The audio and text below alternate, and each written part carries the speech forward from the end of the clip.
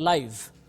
भारी संख्या में शस्त्र बल तथा गोला बारूद आदि इकट्ठा कर लिया गया था। चीन द्वारा एलएसी के आसपास कई बार ट्रांसग्रेशन का भी प्रयास किया गया था। हमारी सशस्त्र सेनाओं ने उन सभी प्रयासों के दृष्टिगत उपयुक्त जवाबी कार्रवाई की थी। राष्ट्र के साथ इस सदन ने भी उन वीर भारतीय सैनिकों को श्रद्धांजलि दी थी जिन्होंने भारत की सीमा की रक्षा करते हुए अपना बलिदान दिया था। आज मैं इस सदन को कुछ और महत्वपूर्ण डेवलपमेंट्स के बारे में बताना चाहता हूं। सभापति महोदय, पिछले वर्ष सितंबर से दोनों पक्षों ने एक दूसरे के साथ मिलिट्री और डिप्लोमेटिक चैनल्स द्वारा संवाद स्थापित कर रखा है। हमारा यह लक्ष्य है कि एलएसी पर डिसएंगेजमेंट तथा यथास्थिति हो जाए ताकि पीस एंड ट्रैंक्विलिटी पुनः स्थापित हो सके। मैं संक्षेप में वहां की ग्राउंड सिचुएशन के बारे में सदन को दोबारा अवगत कराना चाहता हूं। सदन को ज्ञात है कि चीन ने अनधिकृत तरीके से लद्दाख केंद्र शासित प्रदेश के लगभग 38,000 वर्ग किलोमीटर पर 1962 के संघर्ष के समय से कब्जा बना लिया है। इसके अतिरिक्त पाकिस्तान ने अनधिकृत तरीके से पाक ऑक्युपाइड कश्मीर में भारत की लगभग 5,180 वर्ग किलोमीटर भूमि तथा कथित चीनो पाकिस्तान बाउंड्री एग्रीमेंट 1963 के तहत चीन को दे दिया है। इस प्रकार चीन का 43,000 वर्ग किलोमीटर से ज्यादा भारतीय भूमि पर अनधिकृत कब्जा है। चीन पूर्वी क्षेत्रों में भी अरुणाचल प्रदेश की सीमा पर करीब 90,000 वर्ग किलोमीटर 90,000 वर्ग किलोमीटर भूमि को अपना बताता है। भारत ने इन अनजस्टिफाइड क्लेम्स तथा अनधिकृत कब्जे को कभी भी स्वीकार नहीं किया है। सभापति महोदय, मैं सदन को यह भी बताना चाहता हूं कि भारत ने चीन को हमेशा यह कहा है कि बाइलेटरल रिलेशन दोनों पक्षों के प्रयास से ही विकसित हो सकते हैं। साथ साथ ही सीमा के प्रश्न को भी बातचीत के जरिए ही हल किया जा सकता है। परंतु एलएसी पर पीस एंड ट्रैंक्विलिटी में किसी प्रकार की प्रतिकूल स्थिति का हमारी बाइलेटरल टाइज पर बुरा असर पड़ता है। इससे चीन भी अच्छी तरह अवगत है। कई हाई लेवल ज्वाइंट स्टेटमेंट में भी यह जिक्र किया गया है कि एलएसी तथा सीमाओं पर पीस एंड ट्रैंक्विलिटी कायम रखना बाइलेटरल रिलेशन के लिए यह अत्यंत आवश्यक है। सभापति महोदय, पिछले वर्ष से चीन के द्वारा उठाए गए कदमों के कारण पीस एंड ट्रैंक्विलिटी पर प्रतिकूल असर पड़ा है।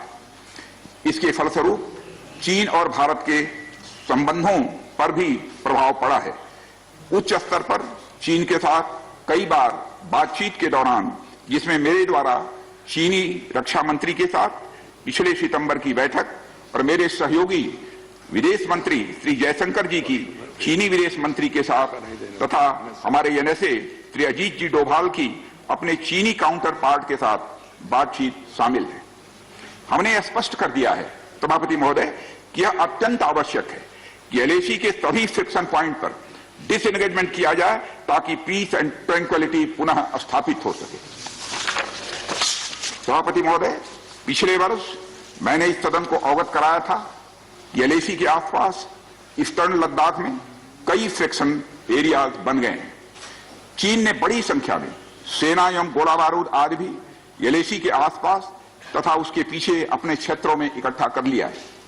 हमारे सशस्त्र सेनाओं द्वारा भी भारत की सुरक्षा की दृष्टि से एडिक्वेट तथा इफेक्टिव काउंटर डिप्लॉयमेंट भी किए गए हैं।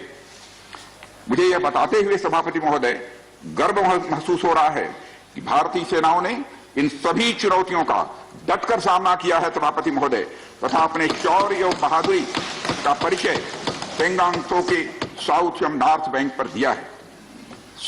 सामरिक दृष्टि से महत्वपूर्ण कई क्षेत्रों को चिन्हित कर हमारी सेनाएं कई पहाड़ियों के ऊपर तथा हमारे दृष्टिकोण से उपयुक्त अन्य क्षेत्रों पर भी मौजूद हैं।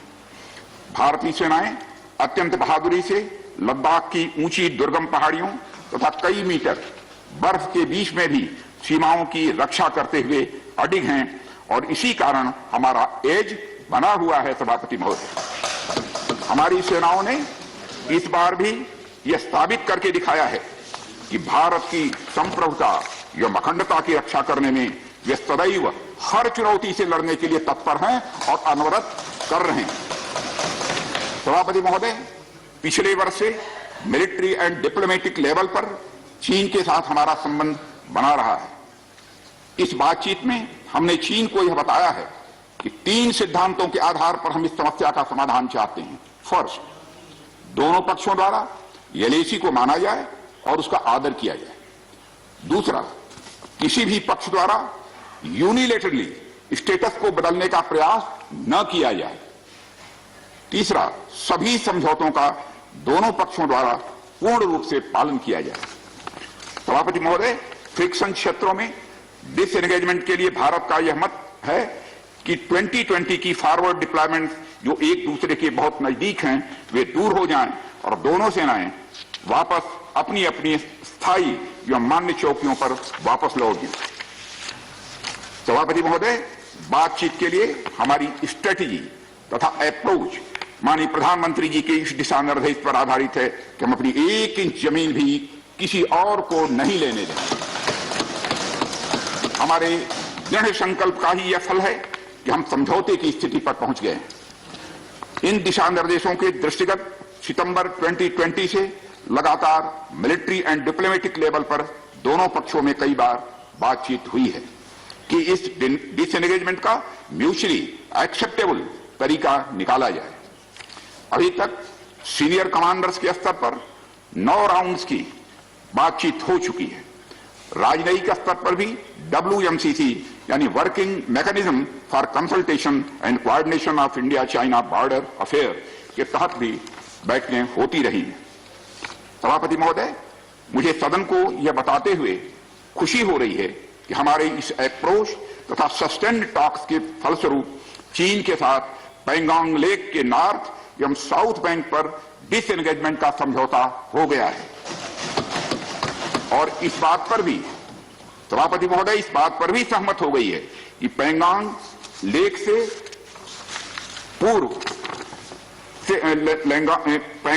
से पूर्ण डिसएंगेजमेंट के 48 आवर्स के अंदर सीनियर कमांडर स्तर की बातचीत हो तथा बाकी बचे हुए मुद्दों पर भी हल निकाला जाए। सभापति महोदय, पैंगोंग लेक एरिया में चीन के साथ डिसएंगेजमेंट का जो समझौता हुआ है उसके अनुसार दोनों पक्ष फॉरवर्ड डिप्लॉयमेंट को phased, coordinated and verified manner में हटाएंगे। चीन अपनी सेना की टुकड़ियों को नॉर्थ बैंक में फिंगर 8 के पूरब की दिशा की तरफ रखेगा और इसी तरह भारत भी अपनी सेना की टुकड़ियों को फिंगर 3 के पास अपने permanent base Dhan Singh Thapa post पर रखेगा। इसी तरह की कार्रवाई साउथ बैंक एरिया में भी दोनों पक्षों द्वारा की जाएगी। ये कदम आपसी समझौते के तहत बढ़ाए जाएंगे तथा जो भी निर्माण आदि दोनों पक्षों द्वारा अप्रैल 2020 से नॉर्थ एंड साउथ बैंक पर किया गया है उन्हें हटा दिया जाएगा और पुरानी स्थिति कायम कर दी जाएगी। सभापति महोदय, यह भी तय हुआ है कि दोनों पक्ष नॉर्थ बैंक पर अपनी सेना की गतिविधियां जिसमें परंपरागत स्थानों की पेट्रोलिंग भी सम्मिलित है को अस्थायी रूप से स्थगित रखेंगे। पेट्रोलिंग तभी शुरू की जाएगी जब सेना एवं राजनयिक स्तर पर यानी डिप्लोमेटिक लेवल पर आगे बातचीत करके समझौता बनेगा। इस समझौते पर कार्रवाई कल से नॉर्थ एंड साउथ बैंक पर प्रारंभ हो गई है। यह उम्मीद है इसके द्वारा पिछले साल के गतिरोध से पहले जैसी स्थिति बहाल हो जाएगी। सभापति महोदय, मैं इस सदन को आश्वस्त करना चाहता हूं कि इस बातचीत में हमने कुछ भी खोया नहीं है। सभापति महोदय, सदन को यह भी जानकारी देना चाहता हूं अभी भी एलएसी पर डिप्लॉयमेंट तथा पेट्रोलिंग के बारे में कुछ आउटस्टैंडिंग इश्यूज बचे हुए हैं। इन पर हमारा ध्यान आगे की बातचीत में रहेगा। दोनों पक्ष इस बात पर सहमत हैं कि बाइलेटरल एग्रीमेंट्स तथा प्रोटोकॉल के तहत पूर्ण डिसएंगेजमेंट जल्द से जल्द कर लिया जाए। अब तक की बातचीत के बाद चीन भी देश की संप्रभुता की रक्षा के हमारे संकल्प से पूरी तरह और अच्छी तरह अवगत है। हमारी यह भी अपेक्षा है कि चीन द्वारा हमारे साथ मिलकर बचे हुए मुद्दों को हल करने का पूरी गंभीरता के साथ प्रयास किया जाएगा। सभापति महोदय, मैं इस सदन से आग्रह करना चाहता हूं कि मेरे साथ संपूर्ण सदन हमारी आर्म्ड फोर्सेस की इस विषम एवं भीषण बर्फबारी की परिस्थितियों में भी शौर्य और वीरता के प्रदर्शन की भूरी भूरी प्रशंसा करे। और सभापति महोदय, मैं ये कहना चाहता हूं कि जिन शहीदों के शौर्य और पराक्रम की नींव पर यह डिसएंगेजमेंट आधारित है, उन्हें देश सदैव याद रखेगा। सभापति महोदय, मैं इस बात से भी पूरी तरह से आश्वस्त हूं कि यह पूरा सदन, चाहे कोई किसी भी दल का क्यों न हो, देश की संप्रभुता, एकता और अखंडता और सुरक्षा के प्रश्न पर एक साथ खड़ा है और एक स्वर से समर्थन करता है कि यह संदेश केवल भारत की सीमा तक ही सीमित नहीं रहेगा, बल्कि पूरे विश्व को जाएगा। सभापति महोदय, यह बात मैं विश्वास के साथ कह सकता हूं। धन्यवाद सभापति महोदय। जय हिंद। धन्यवाद। Thank you. संसद में चीन पर रक्षा मंत्री ने बड़ा बयान दिया है। रक्षा मंत्री के बड़े बयान में कहा कि पैंगोंग लेक से सेना वापसी का समझौता हुआ है और पैंगोंग झील पर दोनों देशों में समझौता हुआ है। पैंगोंग के उत्तरी दक्षिणी हिस्से से सेना हटेगी। और रक्षा मंत्री ने और भी कई बड़ी बातें कही हैं कि 3 सिद्धांतों से समाधान चाहता है भारत। समझौते के मुताबिक धीरे धीरे सेना हटेगी, ये सबसे बड़ा बयान है। और पैंगोंग लेक से सेना वापसी पर समझौता हो गया है। सभी समझौतों का पूरी तरह से पालन जरूरी है। और संसद में चीन पर रक्षा मंत्री ने यह बड़ा बयान दिया है। इस वक्त पैंगोंग में टकराव खत्म करने पर समझौता हुआ है।